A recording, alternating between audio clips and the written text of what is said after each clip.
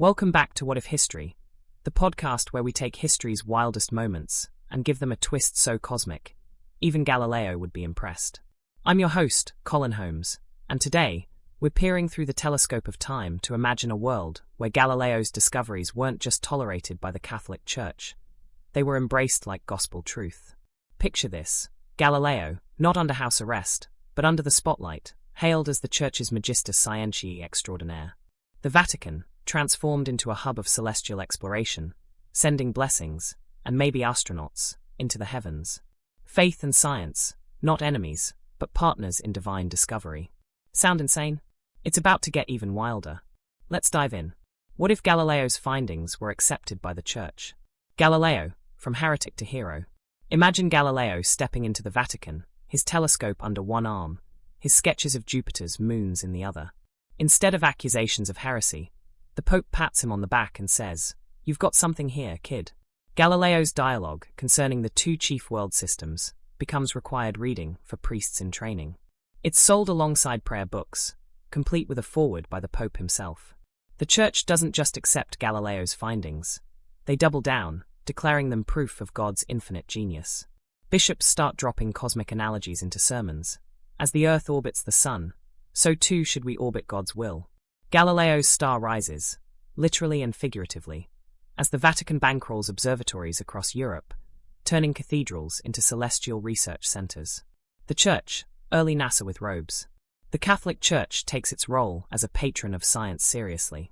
Pope Spacius I, let's run with it, establishes the Department of Astronomy Divina.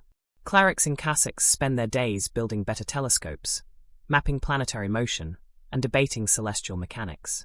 Church-sponsored universities transform into powerhouses of research. Priests and monks dabble in physics, astronomy, and mathematics, publishing treatises that blend scripture with science. Jesuit scientists dominate the field, creating star charts so accurate, they make Kepler's work look amateur. Galileo, no longer a lone genius, leads a team of clerical researchers, each one aiming their holy telescopes skyward. The Protestant Reformation, the Church goes high-tech. This scientific embrace complicates the Protestant Reformation. Suddenly, Catholicism is the cutting-edge faith, blending divine inspiration with scientific discovery. Protestant leaders scramble to keep up, denouncing telescopes as heresy tubes, while their congregations secretly admire the Church's shiny new observatories. In England, Puritans stage protests against the sin of stargazing, but it's hard to argue with the Jesuits' celestial predictions. Meanwhile, Protestant astronomers quietly publish pamphlets critiquing heliocentrism as papist propaganda, but the Church has already won the PR battle. Colonialism powered by the stars.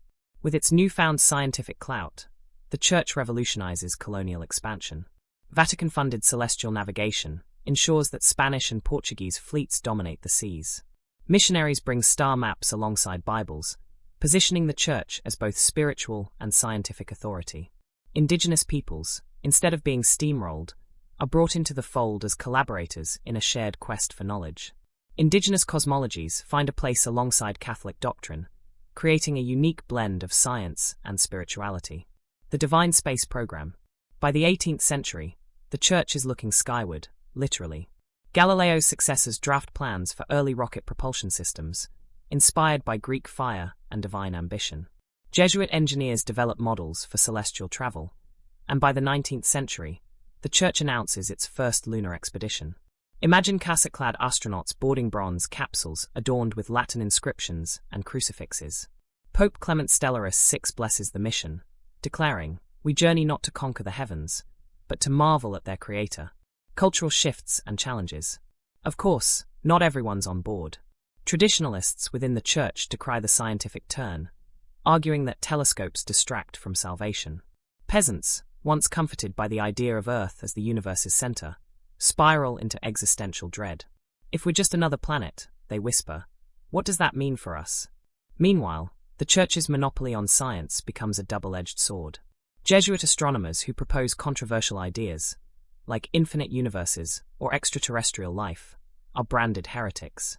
The Vatican embraces science, but only the kind that aligns with doctrine. The Enlightenment, a collaborative renaissance. By the time the Enlightenment rolls around, the Church is at the forefront of scientific discovery. Philosophers like Descartes and Newton grow up in a world where faith and science aren't rivals, but collaborators. The Enlightenment becomes a dialogue, not a rebellion, as theologians and scientists work together to push humanity's understanding of the cosmos. Space exploration accelerates. By the 19th century, the Vatican has lunar colonies, complete with cathedrals for lunar mass. Interstellar communication begins with a papal blessing broadcast into the void. And there you have it. A timeline where Galileo's findings weren't silenced but celebrated, where the Catholic Church became a beacon of science and faith united. Imagine a world where telescopes are blessed, astronauts recite prayers in orbit, and the cosmos isn't a battleground but a shared wonder. If you loved this celestial alternate history, subscribe to What If History. Leave us a review, share it with your fellow stargazers, and let's keep dreaming of timelines where humanity gets it just a little bit more right. Until next time, keep looking up. And remember, in some universe out there, a bishop is probably blessing a telescope right now. See you in the next timeline.